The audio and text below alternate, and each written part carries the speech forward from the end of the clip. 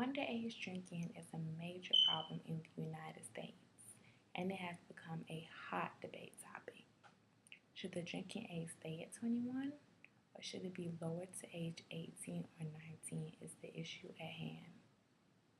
The drinking age in the United States has been 21 since 1984 due to the National Minimum Drinking Age Act, which punished every state that allowed persons below 21 years old to purchase and publicly possess alcoholic beverages.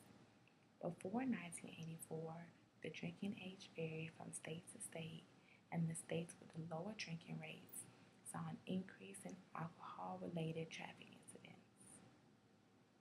Making the drinking age 21 has saved many lives, and it should remain the same in order to prevent unnecessary deaths.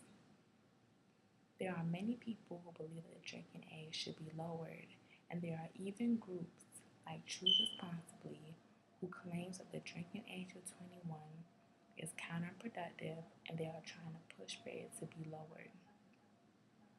William DeJong conducted a research on this claim, and he has found no evidence to support this. All the evidence, in fact, gathered was proof the total opposite. According to his study, the higher drinking age saves about 900 lives annually due to the fewer underage alcohol-related traffic fatalities. It is important that the drinking age stays the same because at 21, people are more mature and less irresponsible than they are at the tender ages of 18 or 19. People are not only affected by drinking and driving, they are also affected by walking while drunk.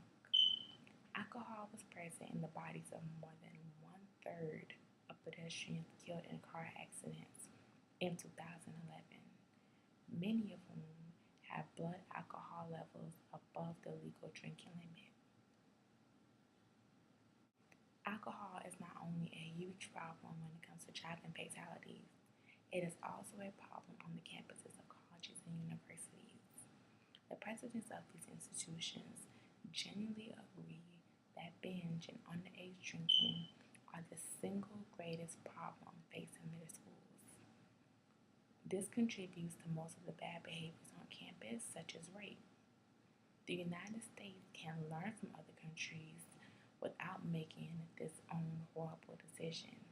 Countries like New Zealand, who lowered their drinking age in 1999 from age 20 to age 18, immediately saw an increase in traffic crashes and other problems related to too much alcohol consumption.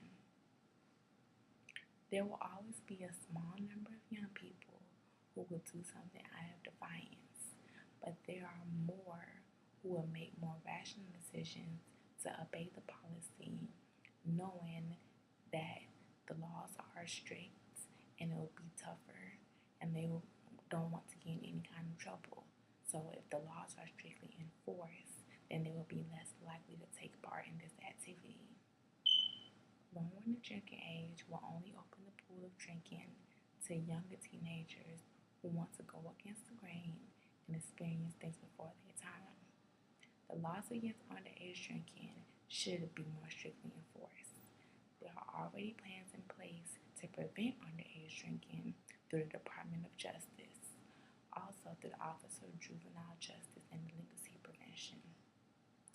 There is also a law called the Enforcing the Underage Drinking, which costs about $25 million annually. The cost to enforce this law does not compare to the amount of lives being saved by keeping the drinking age the same. And since money is already factored into the budget, it will not make much of a difference financially. The debate on whether to lower the drinking age below 21 is a controversial one, and the only solution that would make sense is to keep the drinking age at 21. Lowering the drinking age will be harmful to the society, and it will only increase fatalities as well as alcohol consumption issues, as we previously discussed. We want to prevent unnecessary deaths, and keep our youth protected. So we want to keep the national minimum drinking age act in place. And we also want to give the Department of Justice, Office of Juvenile Justice and Delinquency Prevention open. They should continue to receive funding in order to enforce laws against underage drinking. Enforcing these laws and having more severe consequences when it comes to underage drinking will keep some youth from breaking this law. Lowering the drinking age will only result in negative effects, and we want to do our best.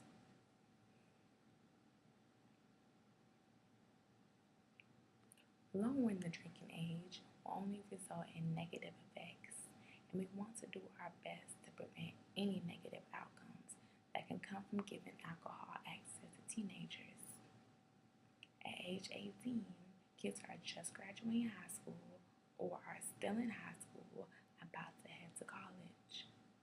During senior year of high school and freshman year of college, teens are less mature and will engage in more risky behavior than they would once they reach the age of 21. Alcohol will only heighten their mischief level and could possibly lead teens into a web of trouble that could be easily prevented had they not had access to alcohol. Alcohol makes people do things that they normally would not have done had they been sober, and drinking while too young will just lead to a host of mistakes.